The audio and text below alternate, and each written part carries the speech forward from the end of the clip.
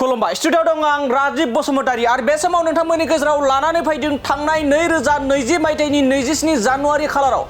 BTR गोजोन गोरोबथा जादोंमोन आरो बे बिटिआर गोजोन गोरोबथाखौनो दुलाराय बर' फरायसा आफाद एनडिपिनि गासै मोनब्रै फ्रेक्सन आरो इउबिपिअजों जथायै बे बिटिआर गोजोन गोरोबथाखौ खालामनाय जादोंमोन आरो बे बिटिआर गोजोन गोरोबथायाव गोबां मानि दफा दंमोन आरो बे दफाया मावबोजागासिनो दं फिन आरोबाव 6.3 क्लजनि दफाया 6.3 दफाया मावफुंजानो थांगासिनो दं आरो बे बाथ्राखौ बुंदों रायजो सरकारनि सोलोंथाइ गोजौ सोलोंथाइ बिफाननिफ्राय नोंगौ बे समाव मोनसे बिग ब्रेकिं आपडेट फिन आरोबाव बिटिआरनि 6.3 दफा बायदियै एबा दफाया मावफुंजानो थाखाय थांगासिनो दं जेराव बे समाव रायजो सरकारनिफ्राय फोरमायनाय बायदिब्ला फैबाय थानाय एबा आथिखालाव सोलिबाय थानाय मडेल कड अफ कन्डक्टआ जोबनायनि उनावनो थामहिनबा बिसायख'थिनि रिजाल्ट एबा फिथाइ फोसावनायनि उनावनो बे हाबाफारि एबा थांखिखौ मावफुंनाय जागोन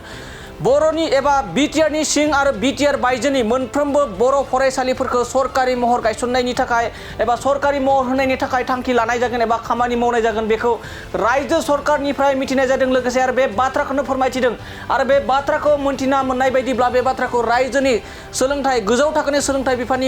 बिफाननिफ्राय बे बाथ्राखौ फोसावनायखौ बे समाव नुना मोननाय जादों बे समाव मोनसे बिग ब्रेकिं आपडेट बिटिआरनि 6.3 दफा बायदियै बर' बिजोंनि फरायसालिफोरखौ सरकारि महर होनाय जासिगोन आरो बे बाथ्राखौ मिथिनाय बायदिब्ला रायजोनि गोजौ थाखो सोलोंथाइ बिफाननिफ्राय बे बाथ्राखौ फोरमायदों मानो होनबा गोबाव समनिफ्रायनो सोलोंथाइ बिथिंखौ लाना एबा जोंनि बर' बिजोंनि फरायसालिफोरखौ लानानै गोबां दान्थे बिथान्थे सोलिगासिनो दंमोन आरो गोबां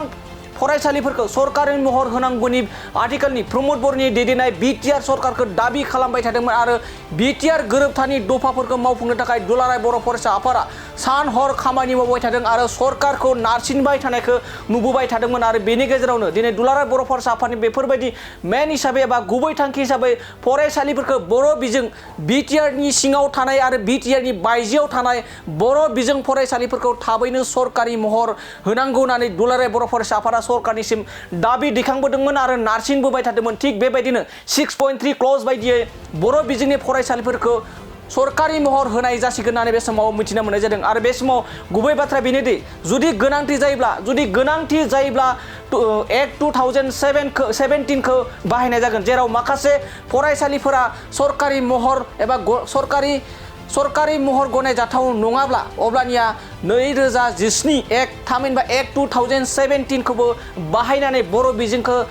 बिजों फरायसालिखौ सरकारि महर होगोनखौबो बे समाव माखासे सुलुंनिफ्राय मिथिनो मोननाय जादों बे समाव फिन फोरमायबावोदि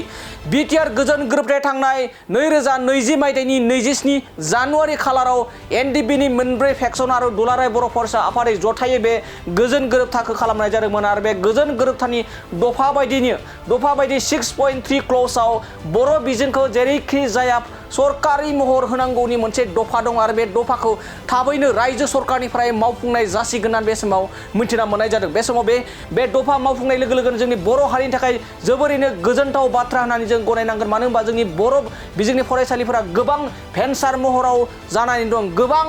बर' बिजों फरायसालिफोरा दिनै बिटिआरनि सिङाव थानाय आरो बिटिआरनि बायजोफोराव गोबां सरकारि नङै भेन्सार जानानै दं बे भेन्सार जानानै थानाय माखासे बर' फरायसालिफोरा बे समाव सरकारि महर मोनसिगोनखौ लानानै गोबां ससियेल मिडिया आरो गोबां दैदेनगिरिफ्रा गोजोननायखौ फोरमायदों।